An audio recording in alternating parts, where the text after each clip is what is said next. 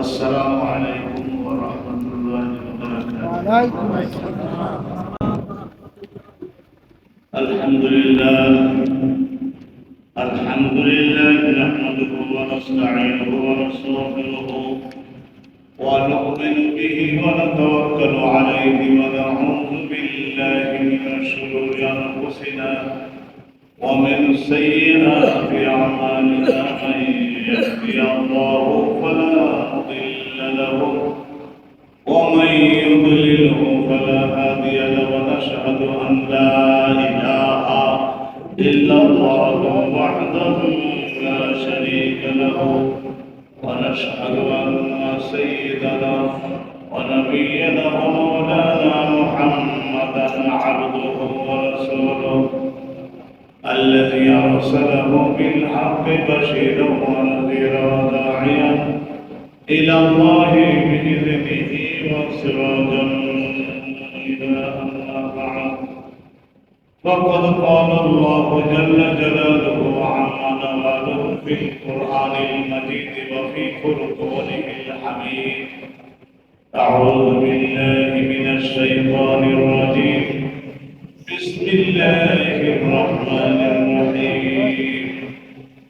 الرحمن علم القرآن خلق الإنسان علمه البيان.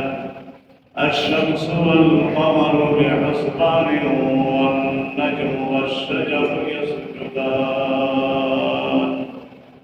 صدق الله العظيم وصدق رسوله النبي الكريم. ونحن على ذلك من الشاكرين والشاكرين والحمد لله رب العالمين. এই আমাদের এই মসজিদের সিনিয়র মুয়াজ্জিন ছিলেন মাওলানা গোলামে। ওনারই কদিন আগে ইন্তেকাল করেন। আল্লাহ ওনাকে জান্নাতুল ফেরদাউস নসিব করুন। আমিন। ওনারই ছেলে অভ্যাস করাতে তো হয়, অভ্যাস না করলে মানুষ তরুণ বয়সে তাদের অভ্যাস করাতে হয়। সুন্দর আমি বাইরে থেকেও শুনেছি স্পষ্ট বক্তব্য। তাদের প্রতি যেন খাস রহমত করেন, আপনাদের নেক দোয়া যেন তারা পায়। আমিন। এই বেসরকারি ইসলামিক কেন্দ্রগুলোতে যারা আমরা খেদমত করি, জড়িত থাকি, অবসর পাওয়ার পরে তাদের তো আর কোনো জাগতিক কোনো খেদমত দেওয়া সম্ভব হয় না। এই প্রতিষ্ঠানের অবমাননা আল্লাহ ওই যেন তাদেরকে রহমত দান করেন। আমিন বলুন। আমি সূরা আর রহমান থেকে শুরু থেকে আয়াত তেলাওয়াত করেছি। আর রহমান অনন্ত দয়াকারী, অনন্ত দয়াকারী একমাত্র কে? আল্লাহ। অনন্ত দয়াকারী, অন্তহীন, অন্ত মানে শেষ, মানে নাই। অনন্ত মানে যার দয়া এবং রহমতের কোনো শেষ নাই। এবং দয়াকারী কে? আল্লাহ। এই যে বাতাসের দ্বারা নিঃশ্বাস নিচ্ছি, বাতাস, এই বাতাস অক্সিজেন না হলে তো মরে পড়ে থাকবো সবাই। মাটির উপরে হাঁটছি, মাটির দ্বারা রাস্তা ঘর বাড়ি বানাচ্ছি, ফসল উৎপাদন করছি। এই মাটি না হলে আমাদের কোনো উপায় ছিল না। আল্লাহ রাব্বুল আলামিন এক স্থানে বলেছেন যে আমি জমিনটাকে তোমাদের জন্য গদিদার আরামদায়ক বিছানার মতো করে বানিয়ে দিয়েছি। যদি লোহার মতো শক্ত বানাতাম তাহলে এখানে তোমরা কোনো কিছুই নিজেদের প্রভাব প্রতিপত্তি কায়েম করতে পারতে না। খুব কষ্ট হতো, কলিজার ঘাম রক্ত ছুটে যেত। এবং যদি তেলের মতো পানির মতো যদি বানাতাম তাহলে তোমরা এখানে কোনো প্রতিষ্ঠান গড়ে তুলতে পারতে না। নৌকার উপরে যেমন বানিয়ে থাকে না পল্লীগ্রামে, ওই যে নদীতে ভেসে চলে না নৌকার উপরে ঘর বাড়ি পেশার মত সব ওই নৌকায় বসে ওই রকম করতে হতো। ওতে কি সভ্যতা কায়েম করতাম। আল্লাহ রাব্বুল আলামিন এই জমিনকে বানিয়েছেন আর এই বাতাস দিয়েছেন 13 লক্ষ পৃথিবীর সমান বড় সূর্যটা।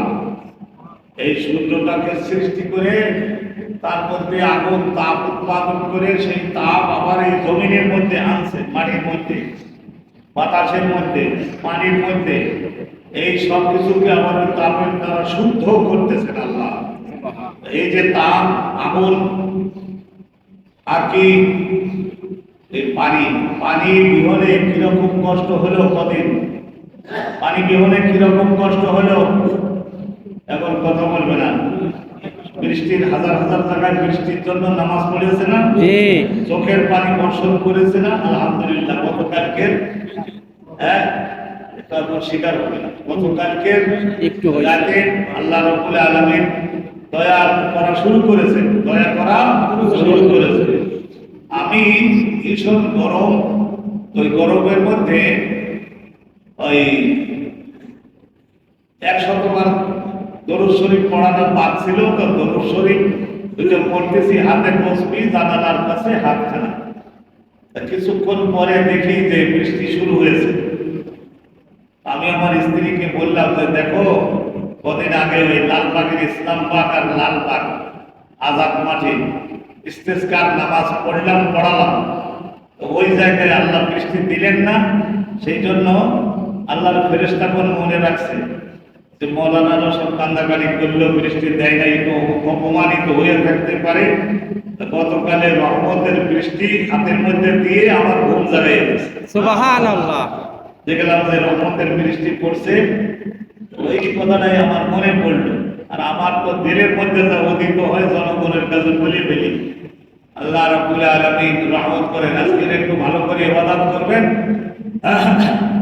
অহংকার পরিত্যাগ করতে হবে। শাসক মণ্ডলী এবং দেশের সাধারণ জনগণ বেশিরভাগ আমাদের মধ্যে অহংকার ঢুকে পড়েছে। ঠিক।